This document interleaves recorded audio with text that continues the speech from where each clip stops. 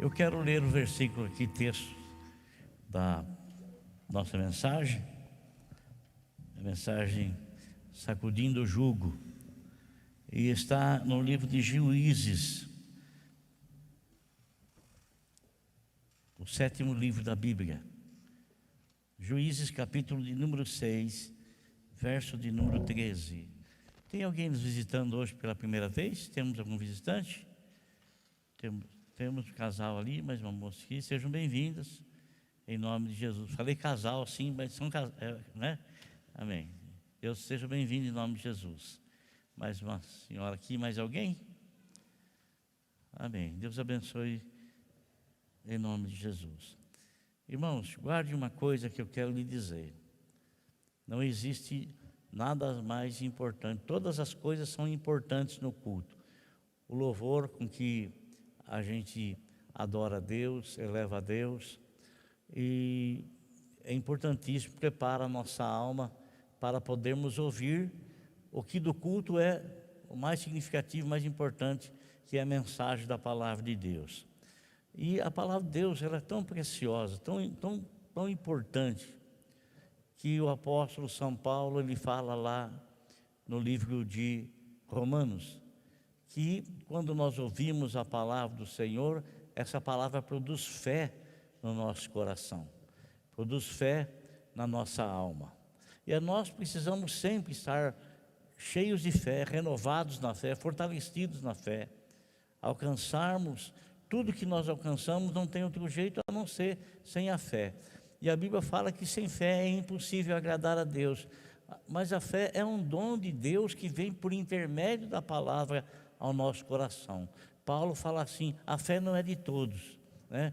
Mas graças a Deus que eu estou incluído na fé, como você também está incluído na fé, porque nós somos da fé. Deus nos deu a graça de termos a fé, não a fé comum que todas as pessoas têm, a fé em alguma coisa, fé nisso, fé naquilo, não. A fé que vem de Deus, a fé que é dos céus, porque a palavra ela vem dos céus, a palavra ela vem de Deus. Então, a parte mais importante do culto é a mensagem da palavra de Deus. A oração, ela é importantíssima, mas ela não ocupa o lugar da pregação. Amém? Então está escrito assim em Juízes capítulo 6, versículo de número 13. Ah, Senhor, Gideão respondeu, se o Senhor está conosco, por que aconteceu tudo isso? Onde estão todas as suas maravilhas que os nossos pais nos contam quando dizem, não foi o Senhor que nos tirou do Egito? Mas agora o Senhor nos abandonou e nos entregou nas mãos de Midian. Irmãos, nunca é do agrado de Deus ver qualquer tipo de sofrimento na vida de seus filhos.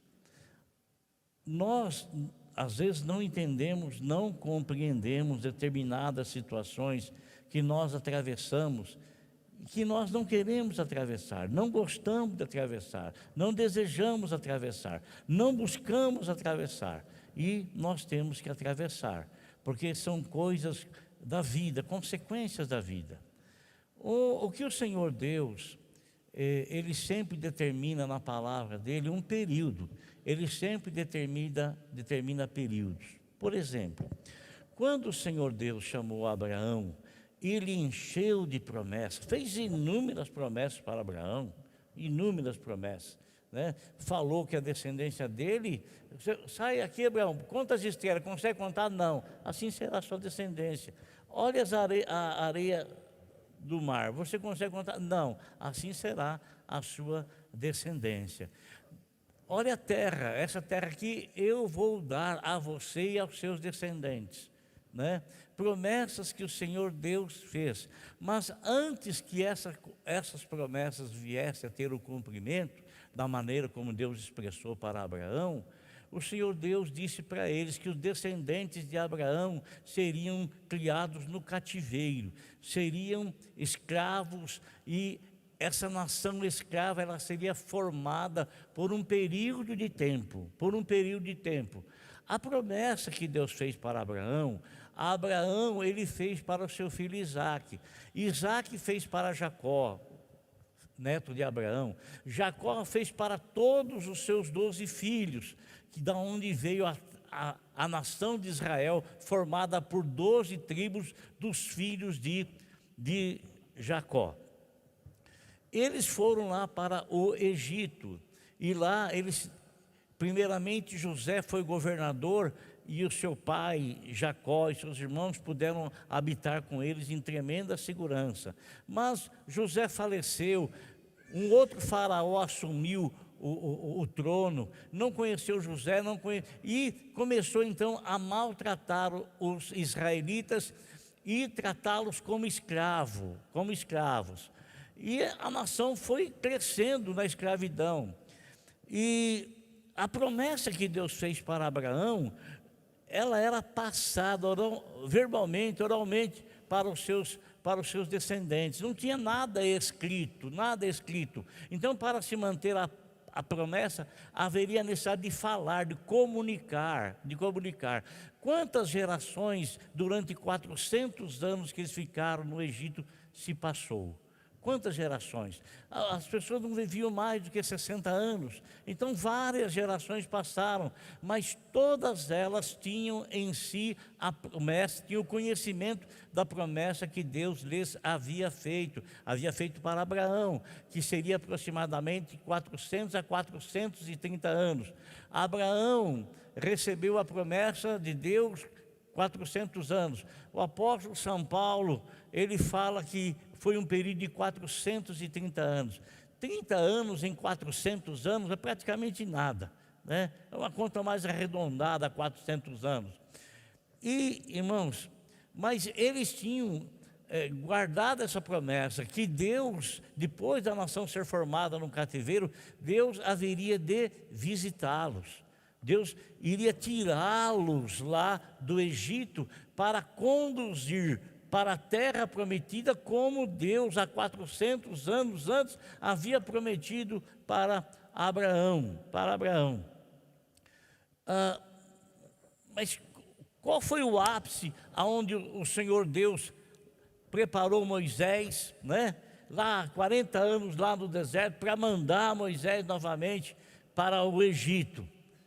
Foi justamente no momento, irmãos, em que o povo começou a pedir, a clamar, a suplicar que Deus viesse para libertá-los.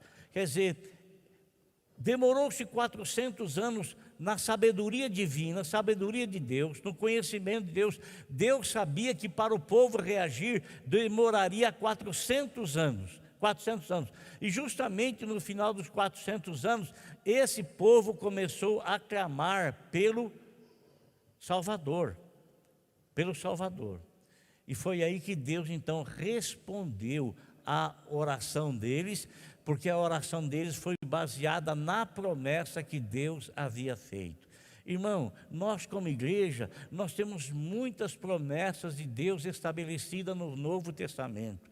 Muitas promessas de Deus. Mas às vezes nós desconhecemos o Novo Testamento. Nós desconhecemos o Novo Testamento que foi escrito para nós como igreja, que foi escrito para a igreja. E muitas vezes a gente está carregando determinada situação na nossa vida que a promessa não é para a igreja carregar isso.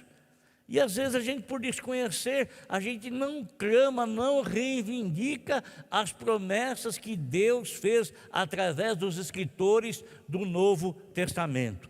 Nós não reivindicamos, nós não pedimos. Eles receberam a libertação 400 anos posteriormente. Por quê? Porque Deus, em sua infinita sabedoria, sabia exatamente que depois de 400 anos era que o povo iria desistir, não queria mais estar subjugado, e que o povo iria clamar pela promessa de Deus. Nós, às vezes, demoramos para suplicar as promessas de Deus. Vejam bem, os discípulos no barco estavam navegando tranquilamente, Jesus estava com eles, Jesus estava presente. Você sabe o que aconteceu? O mar revolto, e eles ficaram apavorados, mas eles não foram imediatamente chamar o Senhor Jesus Cristo. Eles só foram quando eles perceberam que estavam totalmente perdidos, não tinham controle absolutamente da situação. Então aí é que eles foram clamar pelo Senhor Jesus. O Senhor estava lá do lado, estava ali.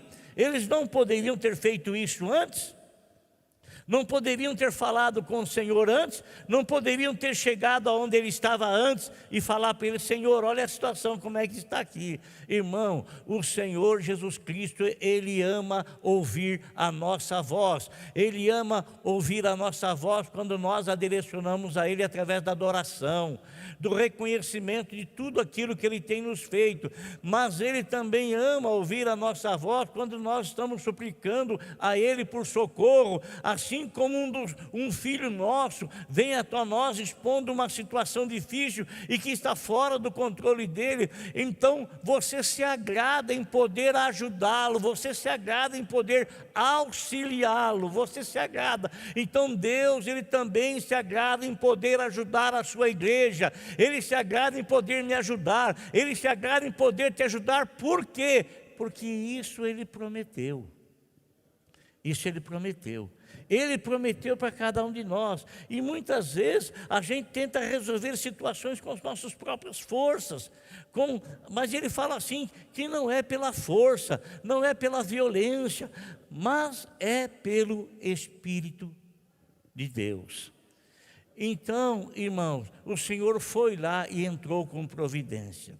Você sabe, tem um versículo na palavra de Deus, em 2 Crônicas, capítulo 7, versículo 14, que diz assim: se o povo que se chama pelo meu nome se humilhar e orar e buscar a minha face e se arrepender dos seus pecados, eu ouvirei dos céus e sararei, perdoarei os seus pecados e sararei a sua terra. Não é essa a promessa? É a promessa. Mas você veja bem, irmão, Ele coloca uma condição: se o meu povo que se chama pelo meu nome, aí vem a condição, se humilhar e orar e clamar e buscar a minha face, se arrepender dos seus pecados, então eu ouvirei. Então há condições, e sempre há condições, amados, sempre há condições. E por que sempre há condições? Porque as condições nos faz voltar aos princípios da palavra de Deus. Qual foi a condição que Deus colocou para que Adão e Eva permanecessem em paz, em saúde eternamente? A árvore, não foi? Não foi a árvore? A condição era ali. Se vocês me obedecerem e não colocar a mão naquilo lá, então era uma condição. Era uma condição. Agora, irmão, às vezes muitas vezes acontece determinada situação na nossa vida, conosco, não por querer de Deus, não por vontade de Deus, mas às vezes determinada situação acontece em nós, porque Deus nos ama tremendamente. Então quando Deus percebe que nós, de princípio nós amávamos, adorávamos, servíamos a Deus, tínhamos o coração livre para que o Senhor fizesse realmente de nós o templo do Espírito Santo, como a Bíblia fala, mas que às vezes, aos poucos, aquilo que a gente tratava com tanto amor, com tanto carinho, com reconhecimento, com gratidão, com reverência, às vezes a gente vai deixando e deixa.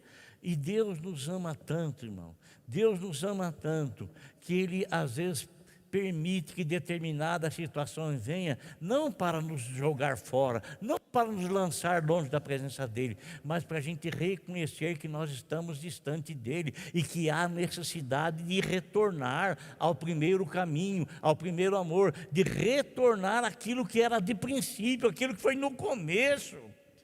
Haja visto, amado, a reclamação que Gideão fez para Deus.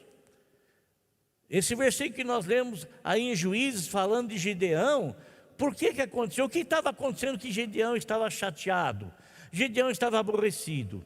Um anjo vem e senta ali debaixo de uma árvore e fica observando Gideão. Gideão está malhando trigo, e está malhando trigo para poder então esconder o trigo.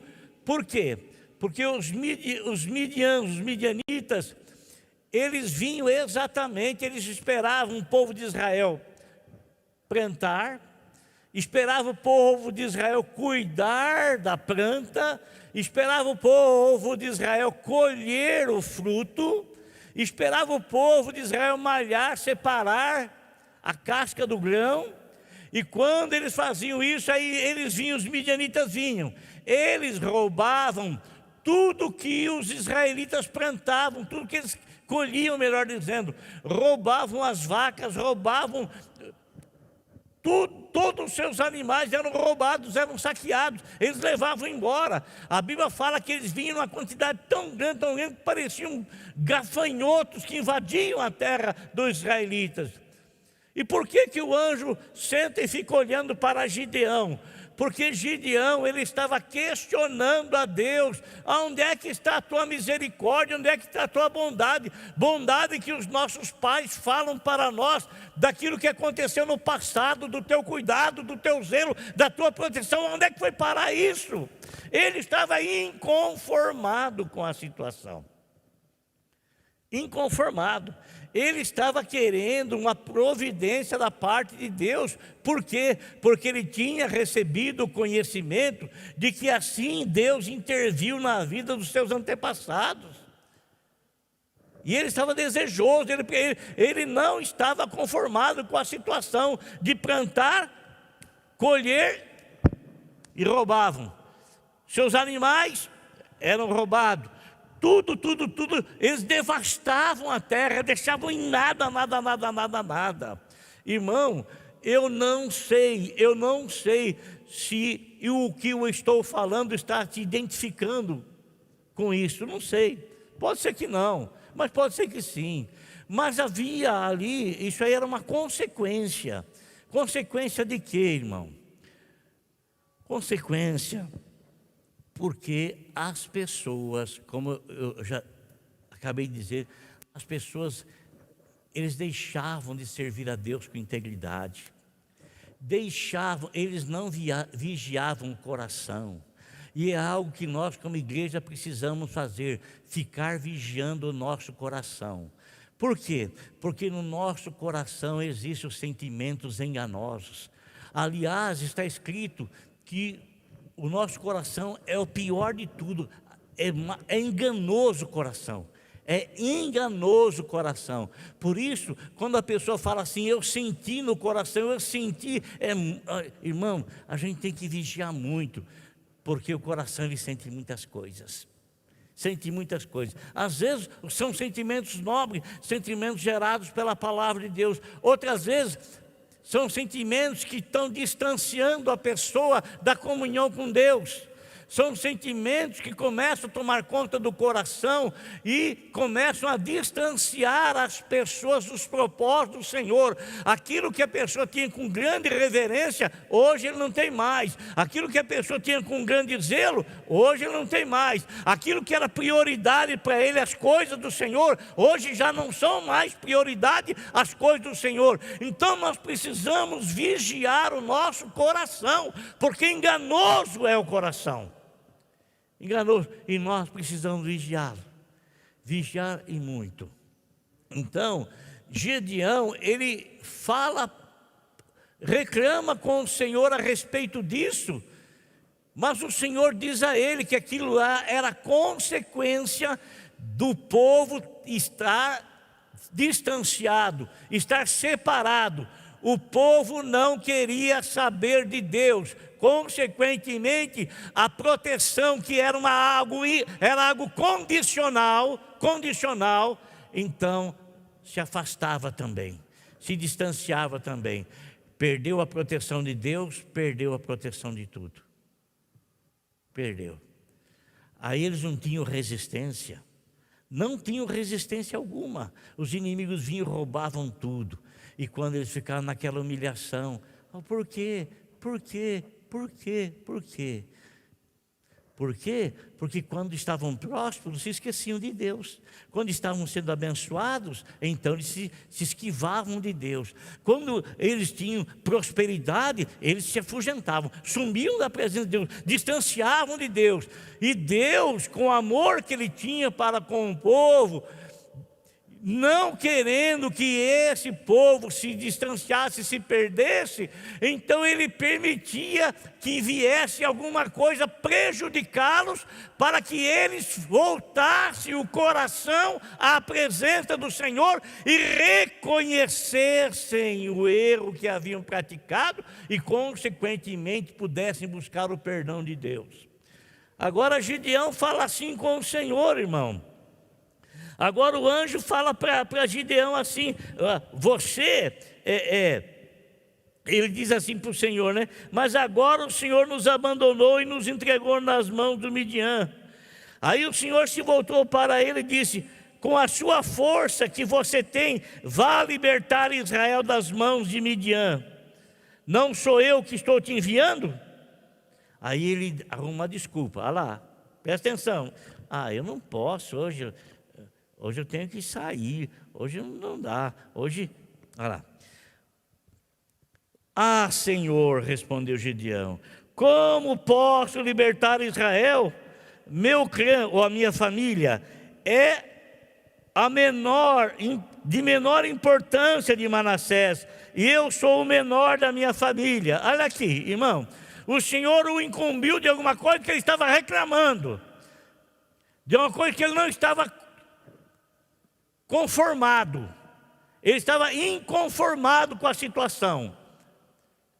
E quando ele está inconformado, questionando a Deus na mente dele, o Senhor vem ali e começa a trabalhar com ele, questioná-lo, conversar com ele. Você está achando assim, por que você não vai fazer o serviço que tem que ser feito? Por que você não vai libertar as pessoas? Por que você não vai libertar Israel da... mas a minha família é a menor família da tribo de Manassés. E eu, da casa do meu pai, eu sou o menor de todos.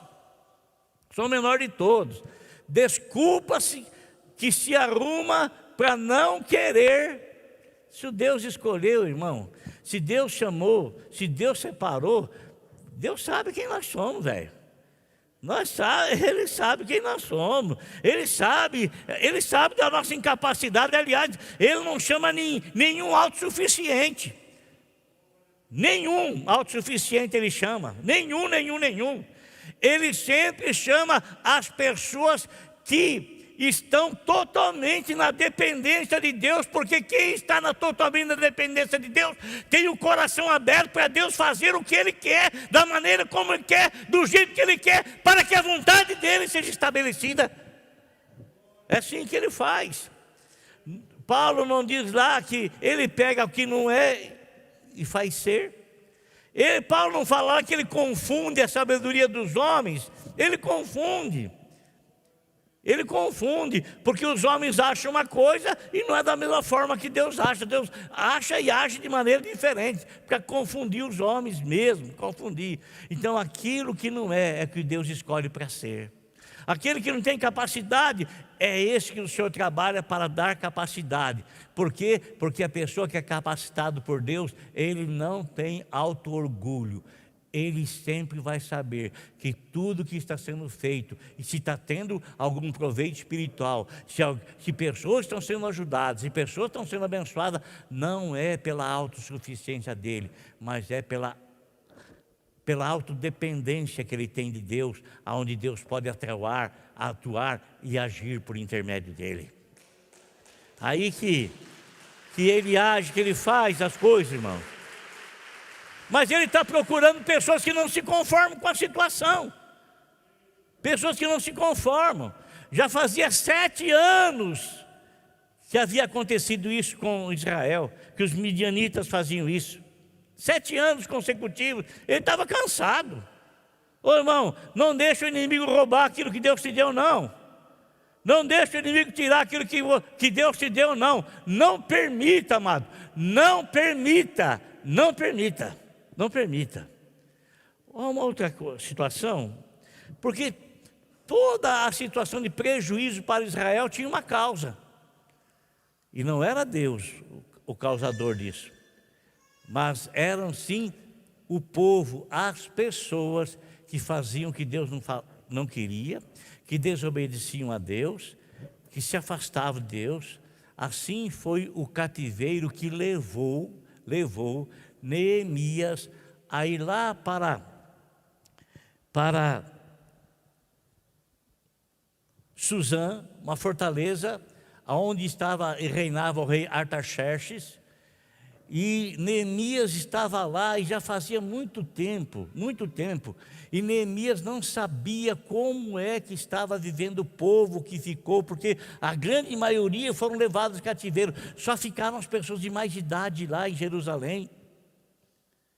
Botaram fogo no templo, arrebentaram com os muros da cidade, destruíram tudo. E ele tinha aquela preocupação de saber como é que estava o povo lá, como é que estavam as pessoas lá. Logicamente ele não tinha internet, ele não tinha telefone, não tinha celular, não tinha nenhum tipo de comunicação assim tão rápida como nós temos hoje. A comunicação demorava. Para você ter uma ideia, veja aquilo quando o Senhor estava em Jerusalém e Marta e Maria pediram para alguns servos ir lá falar para Jesus em Jerusalém que o irmão dela estava doente. Até eles chegarem lá, o irmão já tinha morrido. Se fosse hoje no zap, babuf, está ali, pronto, já tinha morrido. Então às vezes quando a pessoa saía com uma notícia, quando ele chegava para dar aquela notícia, já não era mais aquela verdadeira, aquilo já tinha passado, já tinha ido. Então Neemias estava preocupado em saber como é que estavam os irmãos, os idosos que ficaram lá em Jerusalém. E ele estava preocupado, queria saber. Ele orava. Num belo dia, um dos seus irmãos chega lá na fortaleza em Suzã. Ele chega lá, meus irmãos, e quando ele conta para Neemias o que estava acontecendo, diz assim: no mês de Quisleu, no 20º ano, enquanto eu estava na cidade de Suzã, Hanani, um dos meus irmãos, veio de Judá com alguns outros homens, e eu lhes perguntei acerca dos judeus que restaram, os sobreviventes do cativeiro, e também sobre Jerusalém. E eles me responderam: aqueles que sobreviveram ao cativeiro e estão lá na província passam por grande sofrimento e humilhação. O muro de Jerusalém foi derrubado e suas portas foram destruídas pelo fogo.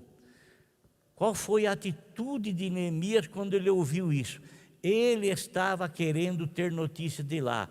O Senhor trouxe notícia. Por quê? Porque o Senhor sondou o coração de Neemias. O Senhor sabia que Neemias não estava conformado com a situação, e o Senhor queria restaurar, o Senhor queria fazer algo lá. Mas quantas e quantas pessoas tinham a mesma notícia e sabiam a mesma coisa que Neemias? Quantas pessoas? Mas quantas delas tinham no coração o desejo de restaurar, de fazer as coisas? Quantas delas? Irmão, todos nós ouvimos sempre as mesmas mensagens que são pregadas. Se estamos juntos, reunidos, a mensagem é para todo mundo. Mas tem algumas pessoas que ao ouvir a mensagem, elas não apenas ouvem a mensagem, mas elas agem em cima da mensagem. O que a Bíblia fala? Que nós não devemos ser apenas ouvintes, mas nós devemos ser também praticantes daquilo que ouvimos. Deus, Ele estava querendo restaurar Jerusalém, estava querendo restaurar o templo, como foi restaurado por Esdras, estava querendo restaurar os muros, como foi posteriormente restaurado por Neemias, mas Ele estava precisando de uma pessoa que tivesse o mesmo sentimento que ele tinha. Não se conformasse com a situação, não se conformasse,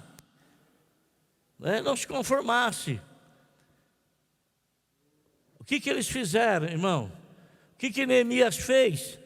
Quando Neemias ouviu tudo isso, ele ficou inconformado, ele caiu em pranto, ele sentiu a dor pelos irmãos, sentiu a dor pela cidade, sentiu a dor pelo templo, sentiu a dor pelos muros que haviam sido derrubados, destruídos. Sentiu a dor. E às vezes Deus está esperando alguém que, ao ouvir uma mensagem, não se conforme. Ela não seja apenas um ouvinte, mas ela quer fazer algo. Ela quer pôr a mão, ela quer agir. É esse tipo de pessoa que Deus está sondando. Esse tipo de pessoa que Deus está sondando. Posso falar uma coisa para vocês? Uma coisa que eu já presenciei aqui na igreja. Você sabe que depois, quando acaba o culto aqui, todo mundo vai embora. Todo mundo vai embora. Aí a irmã Tata, alguns diáconos, na sua grande maioria mulheres, eles começam a pegar as cadeiras assim. Tem irmãos que vê quando estão fazendo isso, o irmão some. O que custa? Eu estou de olho. Você acha que essa pessoa vai servir para alguma coisa na igreja? Mas não vai mesmo. Eu estou de olho. Eu nunca vou convidar essa pessoa para ser nada na igreja. Sabe por quê? Porque é uma necessidade que está na frente. A gente pensa que sai de fininho, sai correndo, sai. Está me entendendo, irmão? Está entendendo? Uma cadeira em cima da outra para poder lavar a igreja na segunda-feira ou na terça-feira. Estou de olho.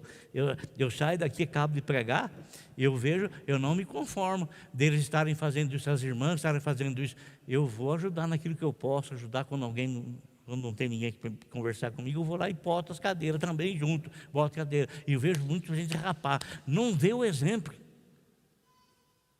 Não vê o exemplo. Você acha que Deus não está olhando? Você acha que você vai ter alguma reação por ouvir alguma necessidade ou alguma coisa que está vindo premente da palavra de Deus?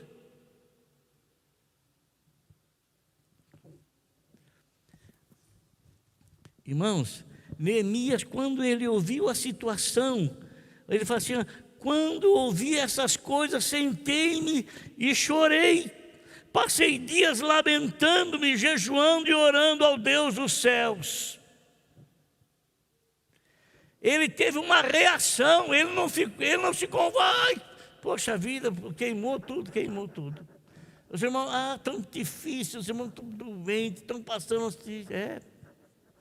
Você acha que somente ele sabia disso? Somente ele estava sabendo da situação?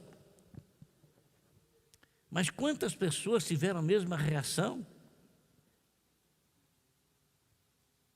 Quantas pessoas?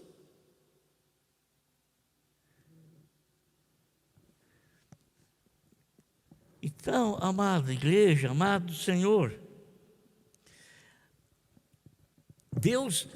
quando Deus percebe que a mensagem que Ele está transmitindo está tendo a reação no coração de alguém, é o mesmo sentimento que Deus tem e a pessoa também está tendo, é esse aí que a pessoa pega. Ou melhor, é esse aí que Deus pega. É esse aí. Não é aquele que foge quando ouve alguma mensagem que está precisando ou necessitando de alguma coisa essa mensagem não me serve. Então, não é. Mas a gente vê, irmãos, que tudo o que aconteceu sempre, consequência do povo ter se afastado de Deus, ter se distanciado de Deus, não era a vontade de Deus. Mas Deus permitia, porque Deus não queria que o povo se distanciasse tanto dele a ponto de se perder. O próprio Senhor Deus falava e dizia: vocês vão ser levados para todos os cantos, mas na hora certa, no momento do arrependimento, eu trago vocês todos de volta.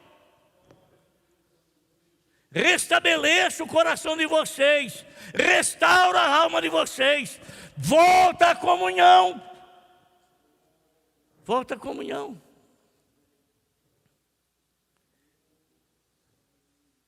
E todos eles, Gedeão, você sabe o que aconteceu, né, irmão? O tanto de pessoa que Deus levantou ele como líder, 34 mil pessoas o seguiram. Deus falou, é muito, pode mandar as pessoas embora. Ele ficou só com 400 homens, contra um exército tremendamente numeroso.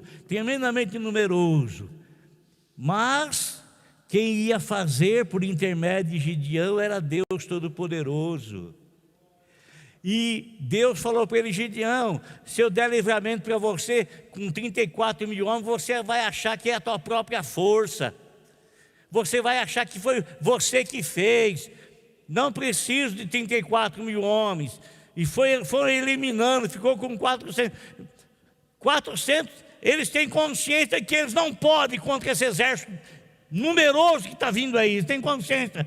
Então eu é que vou agir por intermédio desses 400. Com Neemias foi a mesma coisa, irmãos. O rei, ele foi servir o rei Artaxerxes olhou para ele, viu ele triste. A Bíblia fala que ele nunca esteve triste diante do rei. Nunca. Ele sempre esteve alegre, fazendo o serviço dele alegre, servindo um Deus ímpio, servindo um rei ímpio, mas fazendo como se estivesse fazendo para Deus. E o rei se alegrava nele, se alegrava com ele.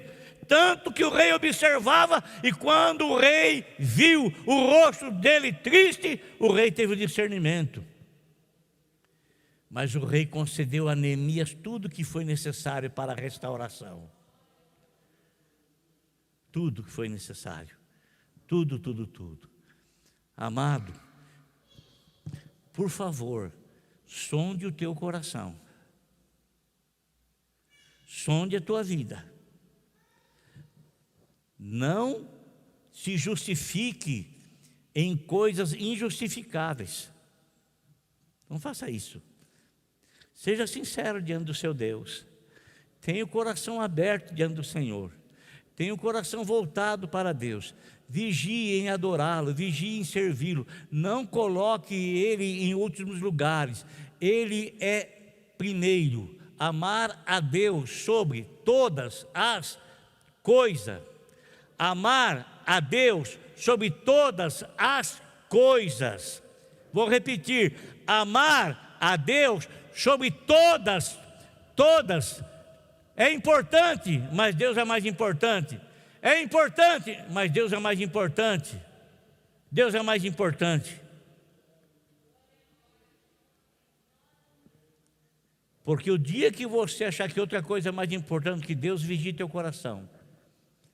Porque com muita sutileza Ele está te enganando e levando você para distanciar do Senhor. Sacuda o jugo. Não tenha medo. Sacuda o jugo. E você vai ver o que é que Deus faz com você, que Deus faz na tua vida e que Deus faz através de você. Amém? Glória a Deus. Deus te abençoe em nome de Jesus. Que essa palavra fique aí no teu coração. Vamos aplaudir o Senhor?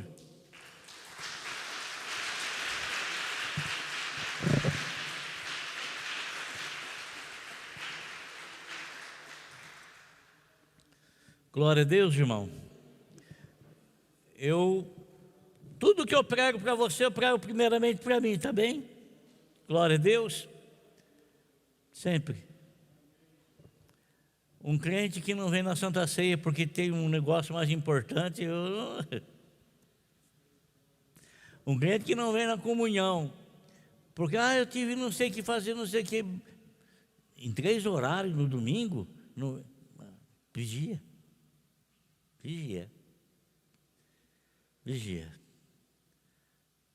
Feche seus olhos, por favor.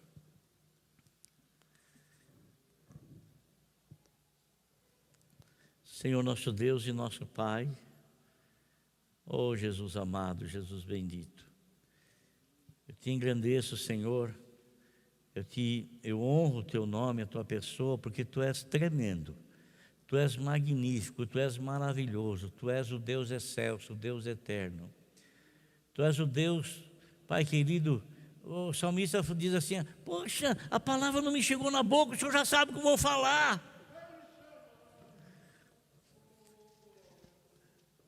A palavra não me chegou na boca e o Senhor já sabe o que eu vou dizer.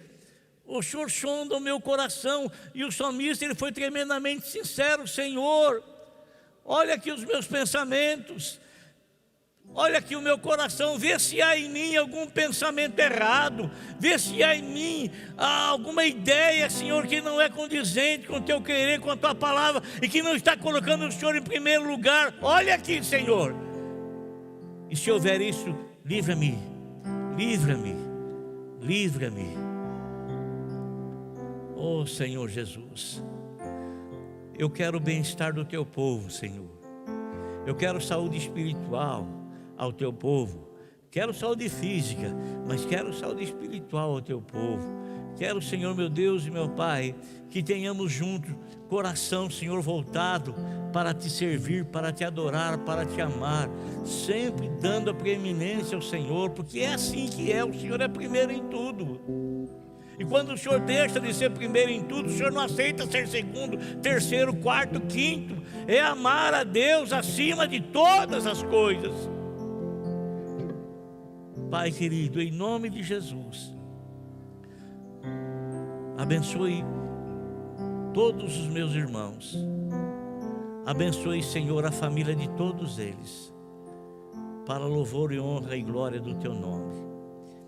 E perdoa-nos, ó Senhor, se com sutileza a gente tem permitido que o coração nos engane e que ele faça algumas sugestões, meu Deus, e que às vezes a gente pende mais para essas sugestões do que para a palavra do Senhor, do que para o ensinamento do Senhor, do que para a orientação do Senhor. Ajuda, Senhor, o teu povo, para a glória do teu nome. Ajuda-nos a andar e estar no teu caminho, na tua presença. Leva-nos, ó Senhor, a andar contigo, companhia santa, melhor de todas as companhias. Leva-nos a caminhar contigo, Senhor, para a glória do teu nome. Amém.